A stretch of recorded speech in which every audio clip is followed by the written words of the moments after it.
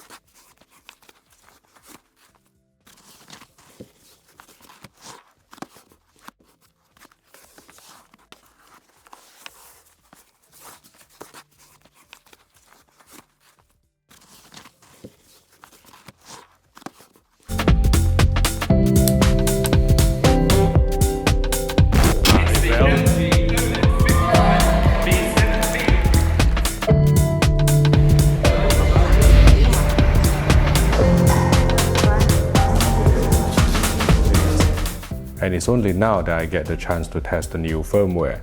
In this video, I'm going to do a review of the Xbox One X, specifically focusing on 4K Blu-ray playback, comparing side by side against a dedicated 4K Blu-ray player.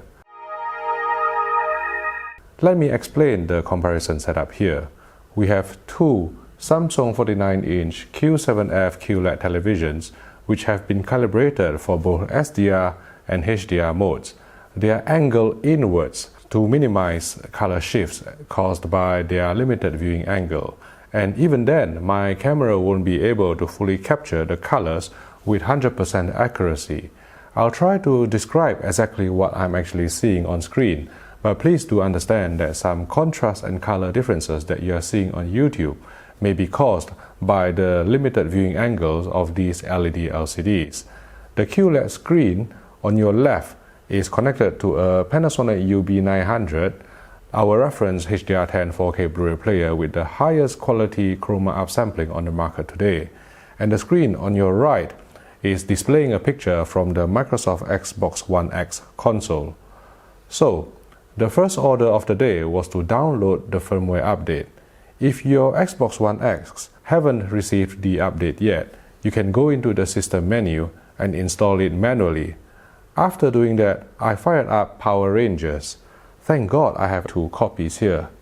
Hopefully you can see that, yes, the fix has worked.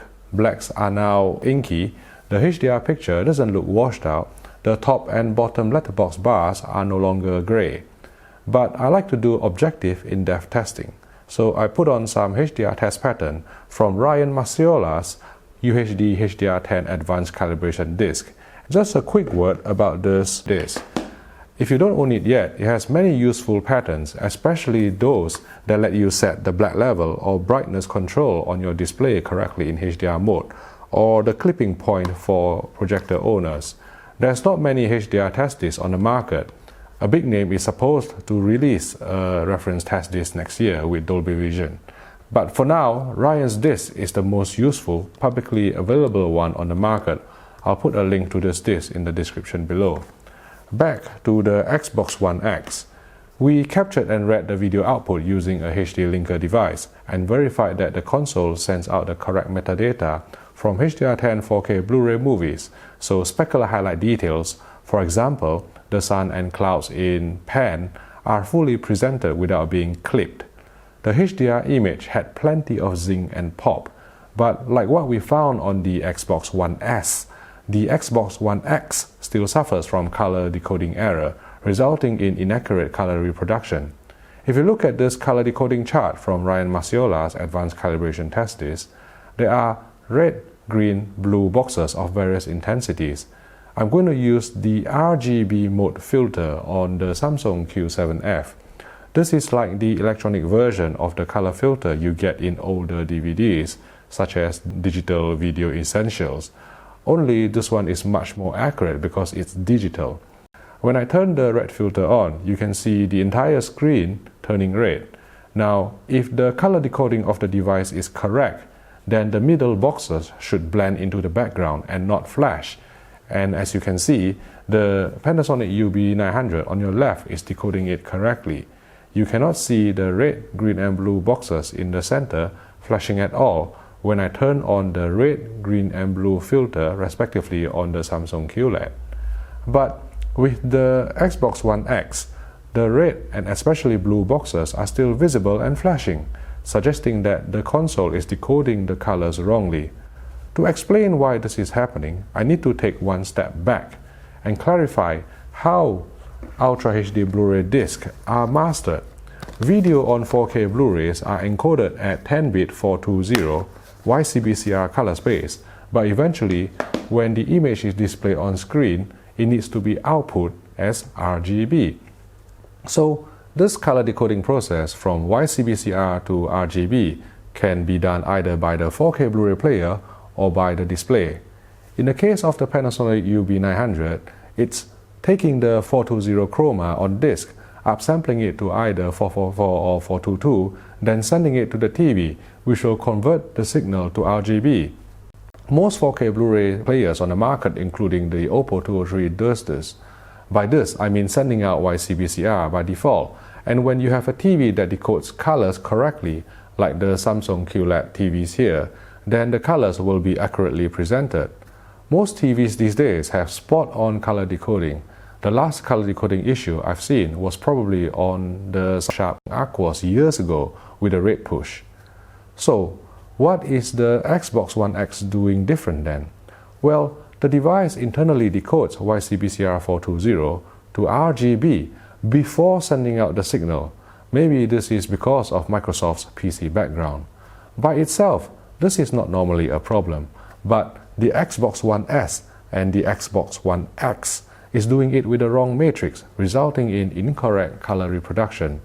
Even though there is a YCC422 checkbox in the video setup menu, if you select that, what the Xbox One X does is simply to convert 420 YCbCr on 4K Blu-ray discs to RGB internally and then reconvert the signal back to YCbCr again.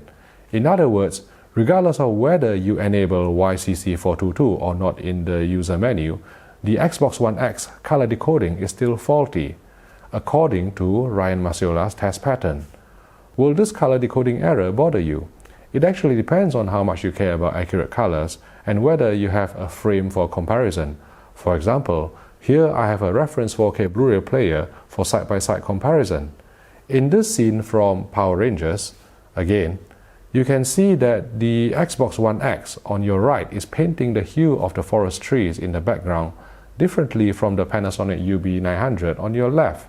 The presentation by the Xbox One X is very flat, almost monochromatic. It's actually lacking in richness and subtlety that is actually seen on the Panasonic UB900 presentation. On its own, many people probably won't even realize the error because they don't have a basis for comparison, and it's only certain tones that are noticeably affected. The HDR impact is still going to be there, and there's no undefeatable noise reduction or edge enhancement to spoil the picture. One thing I need to mention though is that my review unit is noticeably louder in the disc spinning than the Panasonic UB900 or the Oppo 203 when playing a 4K Blu-ray.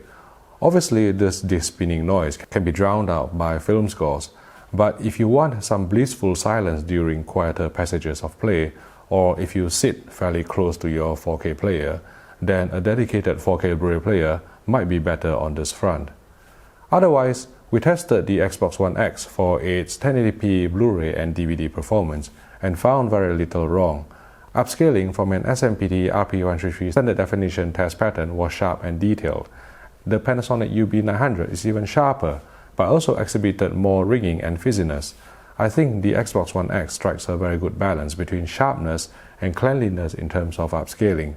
24 frames per second Blu-rays are output correctly at 24 Hz, and so wouldn't exhibit telescenic judder on a television that does 5.5 pull down correctly, like this Samsung Q7F QLED TV. We measured the HDMI signal integrity of the Xbox One X with the pixel checker on a DVDO AV Lab signal generator, and there were some minor errors, but they shouldn't be visible in real-life moving content. To sum up, after the firmware fix, the Microsoft Xbox One X presents a very engaging, watchable HDR picture. However, if you want the most accurate, pristine HDR experience, a dedicated 4K Blu-ray player is still better, owing to the Xbox One X internal RGB color decoding issue. You won't even need to get a flagship player like the Panasonic UB900 or the Oppo 203. Any of the cheaper Panasonics, such as the UB300, the UB400 or the UB700 will do.